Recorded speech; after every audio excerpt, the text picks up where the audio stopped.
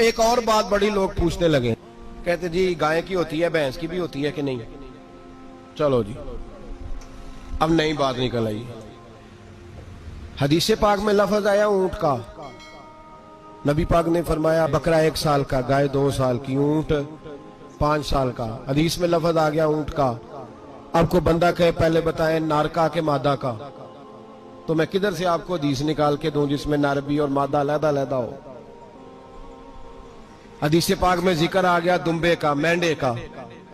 अब बाकी जो सारे जाग रहे हैं ना, अब गौर फरमाए, बाकी एक बकरा है, एक चतरा है, एक दुम्बा है, एक देसी बकरा है, एक पहाड़ी बकरा है, तो लहदा लफ्ज कहां से निकाल के दिए जाए। ये सारी अनवा हैं, अकसाम हैं, नौ हैं। इसी तरह भैंस भी गाय की एक किस्म है। इमाम आज़म अबू हनीफा फरमाते हैं नौ मिन्हु, ये उसकी एक किस्म है, 9 में से है, गाय की 9 में से है। आप आम लफ्ज बोलते हैं तो कहते हैं बकरा चतरा गाय भैंस, आम लफ्ज है ना। तो जब गाय कह दिया तो आपको बंदा कहे गाय आया तो पहले बताएं गाय तो है, तो इसमें बैल शामिल है कि नहीं। तो गाय की जितनी किस्में है ना, हमारे मुहद्दिसीन भैंस को गाय में शामिल करते हैं। भैंस गाय की एक किस्म है। तो नबी पाक सल्लल्लाहु अलैहि वसल्लम ने जब गाय का लफ्ज इस्तेमाल किया तो भैंस उसके अंदर आ गई।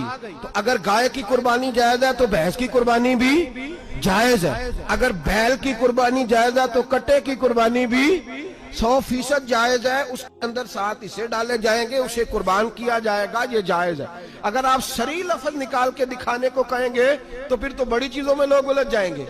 फिर कैसे निकाला जाएगा खस्सी की जायज है कि नहीं, जो खस्सी नहीं उसकी जायज है कि नहीं, फुला की। तो इन तफसीलात, हाँ बहुत सारी चीजों की तफसीलात हदीस में है, लेकिन सारी चीजों की मौजूद नहीं। इसलिए मेरे अजीज याद रखें, भैंस की कुर्बानी भी होगी, गाय की भी होगी, बैल की भी होगी, कट्टे की भी होगी।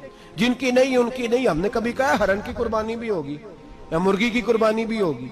तो हदीस मुबारका के अंदर जो चीजें मौजूद है उनकी जितनी इकसाम है उन सब की कुर्बानी करना हाँ जायज है। और मेरे नबी पाक सल्लल्लाहु अलैहि वसल्लम ने फरमाया जानवर खूबसूरत हो, लंगड़ा ना हो, काना ना हो, जख्मी ना हो, खूबसूरत जानवर लाओ, उसको ला के ज़िबा करो।